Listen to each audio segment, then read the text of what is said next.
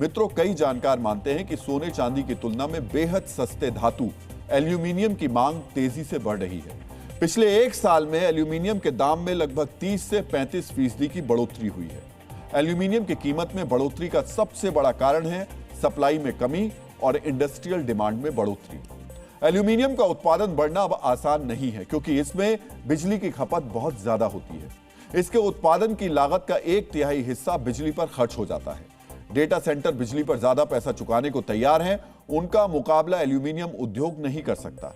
बिजली की ज्यादा कीमत के कारण ऑस्ट्रेलिया और मोजाम्बिक जैसे देशों में एल्यूमिनियम की फैक्ट्रियां बंद हो रही हैं। दूसरी तरफ एल्यूमिनियम के सबसे बड़े उत्पादक देश चीन ने इसका उत्पादन सीमित कर दिया है।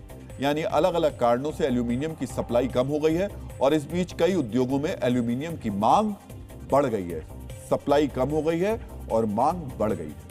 चीन की एयर कंडीशनिंग इंडस्ट्री में एल्यूमिनियम का उपयोग 2 गुना होकर 40% हो गया है। दुनिया के दूसरे देशों में भी यही ट्रेंड है।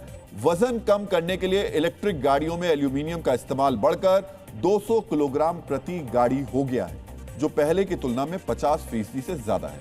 यानी इलेक्ट्रिक गाड़ियों में एल्यूमिनियम का इस्तेमाल पहले के मुकाबले 50% ज्यादा हो रहा है। इसके अलावा एनर्जी स्टोरेज सिस्टम और डेटा सेंटर में भी एल्यूमिनियम की मांग बढ़ रही है।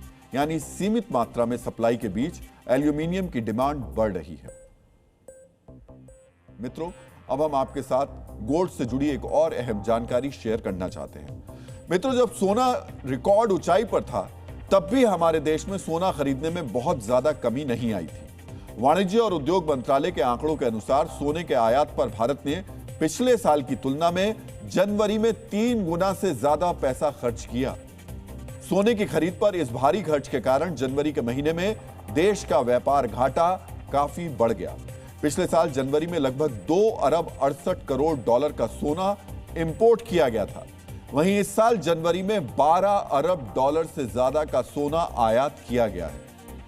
सोचिए, रिकॉर्ड कीमत होने के बावजूद 1 लाख करोड़ रुपए से ज्यादा का सोना भारत ने केवल जनवरी के महीने में आयात किया। आयात में इस बढ़ोतरी की वजह से जनवरी में भारत का व्यापार घाटा बढ़कर 35 अरब डॉलर हो गया, जबकि एक साल पहले यानी जनवरी 2025 में व्यापार घाटा लगभग 23 अरब डॉलर ही था। यानी देश के व्यापार घाटे में लगभग 48% की बढ़ोतरी हुई और इसकी बड़ी वजह है सोने के आयात में इजाफा।